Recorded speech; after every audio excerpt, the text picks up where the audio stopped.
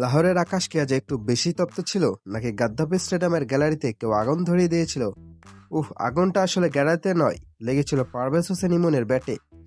R you not entertained gladiator মুভির সেই বিখ্যাত ডায়লগটা আজ ইমনের জন্য একদম পারফেক্ট। আজ তিনি শুধু ব্যাটিং করেনি, বোলারদের ওপর দিয়ে রোলার কোস্টার চালিয়ে দিয়েছেন। পিএসএল এতদিন যাকে খুঁজেছিলাম, সেই আসল ইমন আজ স্বরূপে হাজির।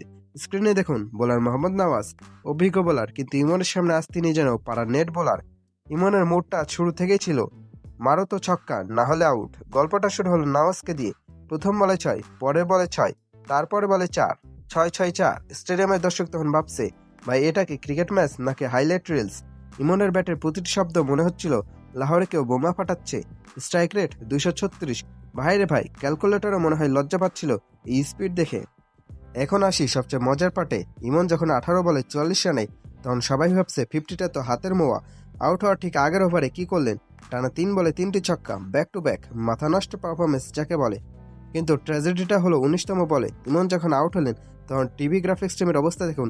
তারা এতটাই কনফিডেন্ট ছিল যে ইমনের শটটা ছক্কা হবেই। তারা স্কোরবোর্ডে 51 রান লিখে ইমনের 50 উদযাপন শুরু করে দিয়েছিল। ইভেন ইমনের নামের পাশে তখন 51 জলজল করছিল। কিন্তু আফসোস, গ্রাফিক্স টিমকেও ইমন তাড়াহুড়োটা ধোকা দিয়ে গেল। বাউন্ডারি লাইনে ক্যাচ আউট। 19 বলে 45 রানেই থামলো এই বিনোদন। ইমনের ব্যাটিং স্টাইল আজ অনেকটা জিমন্যাস্টের মতো ফ্লেক্সিবল ছিল। কোনো শট শরীরে বেঁকে যাচ্ছে, কোনোটা একদম আকাশচুম্বী। অনেকে বলছেন, ভাই আর এক বল দেখে খেললেই তো হতো, 50টা হয়ে যেত। কিন্তু ইমন ভাই তো ইমনই।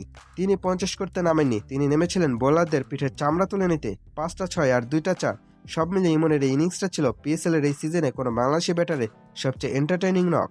অবশেষে পিএসএল এ রানের দেখা পেলেন ইমন। আমরা যে বিধ্বংসী ওপেনারকে মিস করছিলাম, আজ লাহোরে তাকেই দেখা গেল।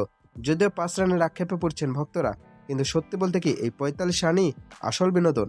তাড়াহুড়ো না করলে হয়তো সেঞ্চুরিও থাকতো, কিন্তু ইমনের ডিকশনারিতে ধীরে খেলো শব্দটা বোধহয় আজ ছিল না।